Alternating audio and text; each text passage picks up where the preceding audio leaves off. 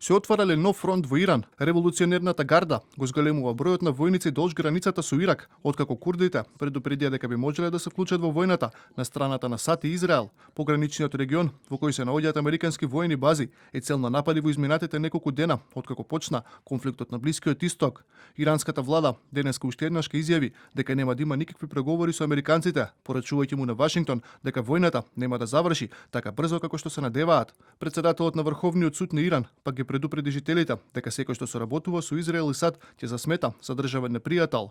Оние кои велат или прават нешто за да ја помогнат на Америка и национистичкиот режим се на страната на непријателот и со нив мора да се постапува врз основа на револуционерни исламски принципи. Во земјата од денеска почнува тридневна жалост по убиството на верскиот лидер, каде и како ќе биде погребан Али Хоменеи се чува во тајност поради страв од нови израелски напади. Израелската армија пак денеска продолжи со нападите врз Техеран. Цел повторно се владени објекти, а силни експлозии се пријавени на неколку места ширум метрополата. Израелскиот министер за одбрана пак се закани дека армијата ќе го елиминира секој наследник на Хоменеи.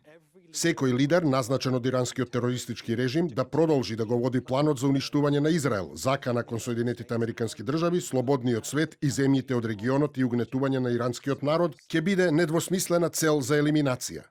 И француската авиација се вклучува во војната на Блискиот Исток. Од Министерството за одбрана тврдат дека француски авиони неутрализирале голем број на ирански дронови, чија цел биле Обединетите арапски емирати. Неодамна Емануел Макрон најави дека неколку носачи на авиони ќе бидат испратени на Медитеранот, но постои ли поделба во Европската унија во поглед на војната на Блискиот Исток? Шпанија, која му забрани на САД да ги користи нивните војни бази за напади врз Иран, му порача на Вашингтон дека ескалацијата на конфликтот лесно може да доведе до глобални последици.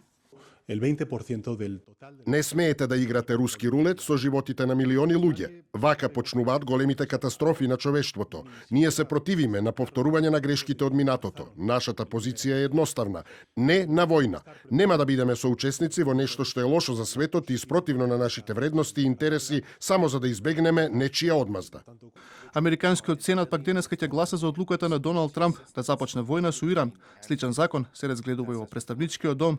Според американските медиуми, гласањата се клучен момент за законодавците, бидејќи одлуките за 5-дневниот конфликт во кој Трамп влезе без одобрение од Конгресот би можеле да одредат судбината на американските трупи, регионалната стабилност и животите на илјадници цивили.